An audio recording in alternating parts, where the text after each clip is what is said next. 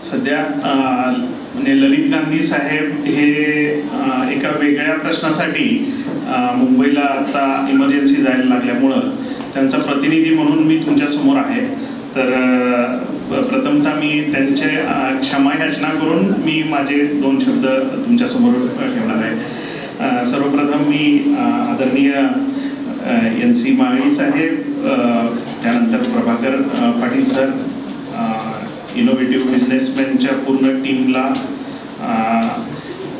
वंदन करून आपले तस्मै श्री गुरुवे नमः इथं असणारे सर्व गुरूंना वंदन करून प्रथमतः आपल्या कुलगुरूंचं सुद्धा वंदन करून मी माझे 2 शब्द तुमच्यासमोर ठेवणार आहे.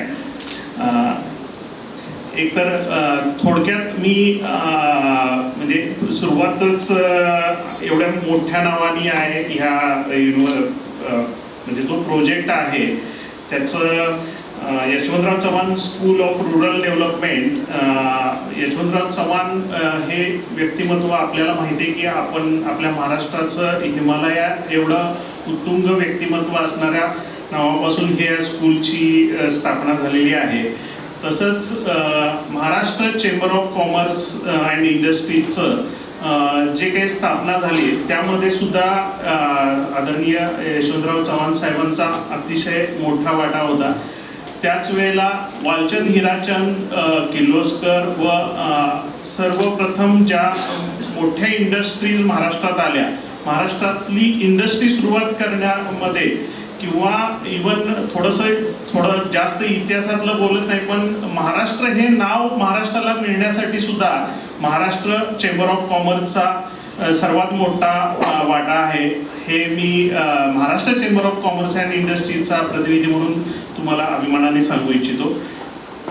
तर अशा या इंडस्ट्रीयल आणि कॉमर्सचा जो पाया रचला गेला महाराष्ट्रामध्ये, त्यामध्ये Maharashtra chamber of commerce and इंडस्ट्रीचा अतिशय मोठा वाटा आहे. आज ललित गांधी साहेबांना सोलापूरच्या विमानतळानिमित्त तिथल्या काही उद्योजकांनी सांगितलं की हा प्रश्न अतिशय महत्त्वाचा आहे. तर त्यासाठी इमर्जन्सी त्यांची आज मीटिंग असल्यामुळं त्यांना मुंबईला जावं लागलं. आपल्यासाठी आपल्या उद्योजकांसाठी ही एक अपॉर्च्युनिटी आहे की एक आपल्या शेजारी असणारा जिल्हा विमानतळासाठी अजून सुद्धा स्ट्रगल करतो. तर महाराष्ट्र चेंबर ऑफ कॉमर्सना सुद्धा ह्यामध्ये पाठपुरावा करून आपल्याकडे आता नाईट लँडिंगची सुविधा झालेली आहे आणि पुढे जाऊन लॉजिस्टिक पार्क आणि बाकीच्या सुद्धा अतिशय चांगल्या अपॉर्च्युनिटीज एक उद्योजक म्हणून सुद्धा आपण ह्याकडे बघू शकतो. तर ह्या काही छोट्या मोठ्या अशा काही गोष्टी आहेत की ज्यामध्ये आपण जर शोधलं तर प्रत्येक उद्योजकाला काहीतरी ह्यामध्ये आपलं भवितव्य, आपलं करिअर करण्याच्या संधी उपलब्ध आहेत. मी फक्त 1-2 मिनिटासाठी मला आता काळे मॅडमचं आपण सत्कार केला इथं. तर आपल्या शेजारीच आशियातलं नंबर 1 फूड प्रोडक्ट फ्रूटचं प्रोडक्शन करणारा जिल्हा आहे सांगली जिल्हा. पण नीना फूडचं युनिट जे आहे ते कोल्हापूरमध्ये आहे. त्यामध्ये पल्प तयार केला जातो. रत्नागिरीचा सुद्धा काही त्यामध्ये हिस्सा आहे. हापूस आंबा असेल किंवा इकडं सीताफळ सारखे काही पल्प जे बनले जातात. तर ही जी मला वाटतंय 25-30 वर्षापासून मी नीना फूडचं नाव ऐकतोय. तर हे दूरदृष्टी ठेवली तर आपण कुठल्या उत्तुंग भरारी घेऊ शकतो ह्याचं एक चांगलं उदाहरण आहे.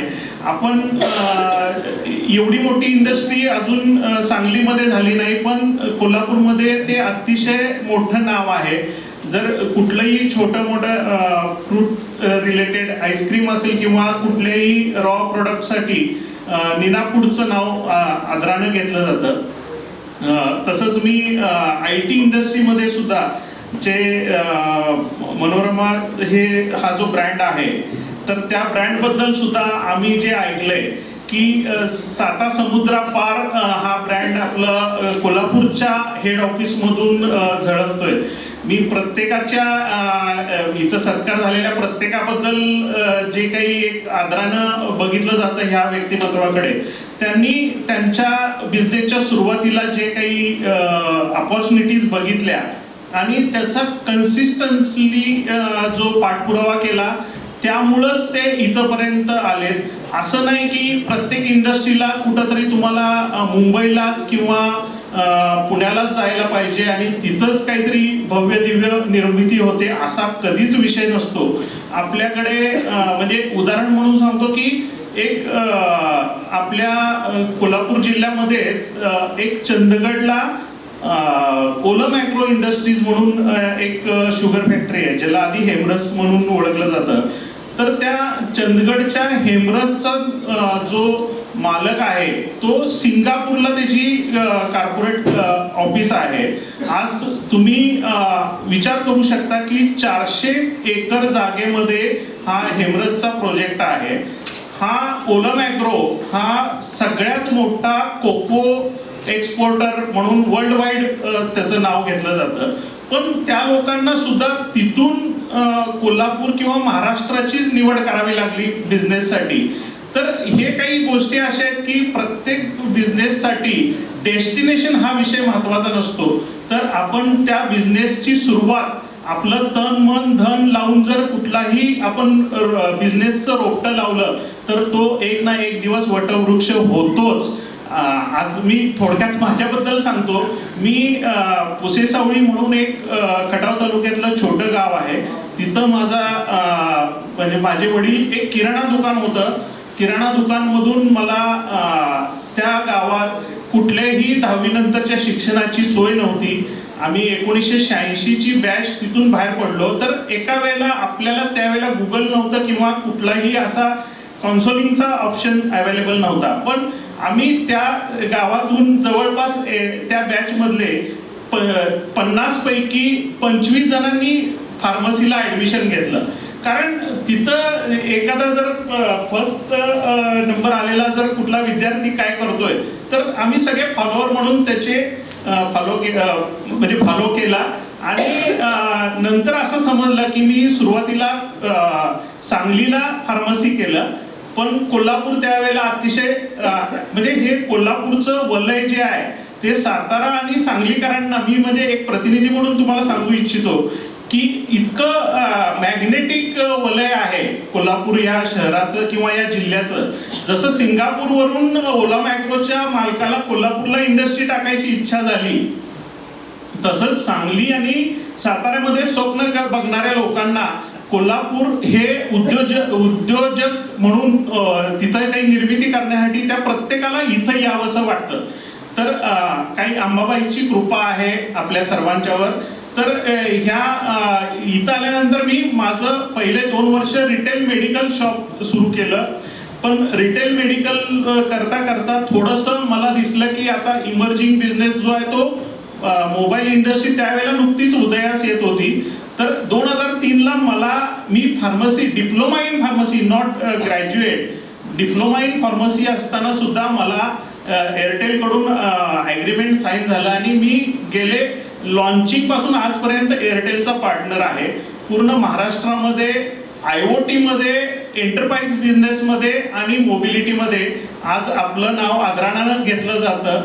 तर त्यामध्ये असा विषय की थोडंसं आपण जर आत्ता चालू असणाऱ्या ओव्हरऑल तुम्ही सर्वजण आता गुगल आणि बाकीचे सगळे सोर्सेस आपल्याकडे अवेलेबल आहेत.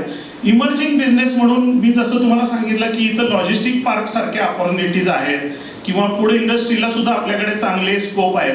तर उद्योजकांना बघितलं काय पाहिजे तर येणाऱ्या 20 वर्षात काही होणाऱ्या ज्या काही गोष्टी आहेत त्यामध्ये जसं आता आज आपण ज्या पुस्तकाचं प्रकाशन करत आहे तर आमचा गाव आमचा विकास मध्ये ह्यांनी सुद्धा एक पॅम्पलेटमध्ये जे 5 विषय लिहिलेले आहेत.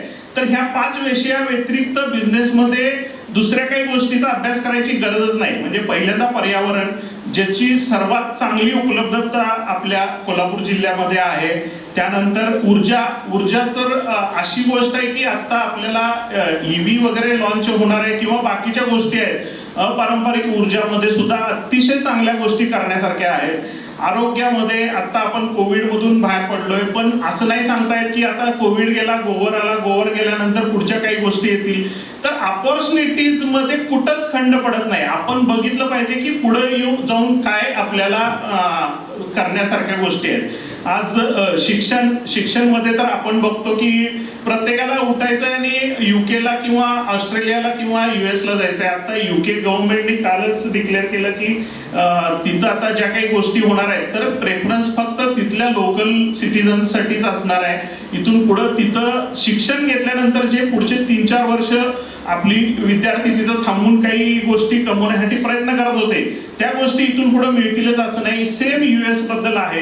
तर आपल्याला आपल्याच गाव, आपलाच देश आणि आपलंच राज्य कसं मोठं करता येईल, कसं काही एंटरप्रेन्योरशिप दाखवून आपल्याला रोजगार निर्मिती करता येईल, ह्यासाठी प्रत्येकानं आता बघण्याची वेळ आलेली आहे. आज कृषी सारखा विषय आहे की जिथं मी आता सांगितलं की जसं नीना फूड्सनी 20-25 वर्षापूर्वी काही गोष्टी बघितल्या, आता तर ह्याच्यापेक्षा पुढे आहेत की आज जळगाव सारख्या ठिकाणी जैन ग्रुपमध्ये ओनियन पावडर साठी त्यांनी एक डेडिकेटेड एक प्लांट उभा केलाय. त्या ओनियन पावडर प्लांटला अक्रॉस वर्ल्ड एवढी प्रचंड डिमांड आहे की आपल्याकडे त्याची निर्मिती एवढी प्रचंड होते. आज टोमॅटो सारखा विषय आहे की इथं आपल्याकडे होणाऱ्या निर्मितीला प्रोडक्शनला आपण प्रोसेसिंग युनिट आपल्याकडे एवढे म्हणावे तेवढे नाही आहेत. तर करण्यासारखे ह्या कृषीमध्ये सुद्धा एवढ्या गोष्टी आहेत की आपण त्याकडे बघितलंच नाही, आजपर्यंत बघतच नाही. आज सातारा जिल्ह्यातल्या एका ठराविक टापूमध्ये हळदीचं, सांगलीमध्ये किंवा तुम्ही जर बघाल तर आल्याचं एवढं मोठं उत्पादन होतं, पण त्याच्यावर प्रोसेसिंग प्लांटच नाही आहेत आपल्याकडे. आपण हे सगळे कुठल्या तरी व्यापाऱ्याच्या हातात देतो आणि तो त्याचे मल्टिप्लिकेशन करून त्याची पावडर बनवून किंवा त्याच्यावर प्रोसेस करून ते पेस्ट वगैरे विकली जाते. तर ह्यामध्ये करण्यासारख्या आपल्या भूमिपुत्रालाच ह्या सगळ्या सुविधा आहेत. त्यांनी बघितलं आहे की आलं कुठल्या वेळेला येतं, कुठल्या ठिकाणी येतं आणि त्याच्यावर काय केलं म्हणजे आपल्याला त्याचे मल्टिप्लिकेशन करता येईल. एंटरप्रेन्योरशिप ही अशीच निर्मिती व्हायला पाहिजे की जी आपल्या जवळपास अवेलेबल असणाऱ्या गोष्टीचा पुरेपूर उपयोग करून आपण त्याचं म्हणजे एंटरप्रेन्योरशिप अशीच निर्मिती व्हायला पाहिजे, असे एक माझी तुम्हाला सर्वांना विनंती आहे. आणि तंत्रज्ञानमध्ये आपण जसं सांगितलं की मॅडमनी ज्या वेळेला हा बिझनेस सुरू केला तर त्यांचं जे काही नाव आहे ते मी त्या इंडस्ट्रीच्या निगडीत आहे. तर एवढं प्रचंड काम आहे की तिथं आता सुद्धा IT मध्ये आपल्या लोकांचंच कमांड आहे अक्रॉस वर्ल्ड. आता आपले 7 CEOज आहेत की जे सर्वात मोठ्या गुगल पासून बऱ्यापैकी सगळ्या गोष्टीमध्ये ते सुद्धा लिडरशिप मध्ये आहेत. तर ह्या गोष्टीमध्ये सुद्धा अपॉर्च्युनिटी आहे. फक्त अपॉर्च्युनिटी आहे आणि आपण नोकरी करणं हा विषय नाही, तर इथं आपल्याला स्वतः काही डेव्हलपमेंट करून आपल्या कोल्हापूर सारख्या ठिकाणी बाकीच्यांना रोजगार आपण देऊ शकतो का याबद्दल विचार व्हायला पाहिजे. आणि उद्योग मध्ये तर मी जसं सांगितलं तुम्हाला की प्रत्येक जो प्रॉब्लेम असतो त्याला अपॉर्च्युनिटी म्हणून बघितलं पाहिजे. आणि अपॉर्च्युनिटी म्हणून बघितलं तर 100% आपलं भवितव्य उज्ज्वल आहे.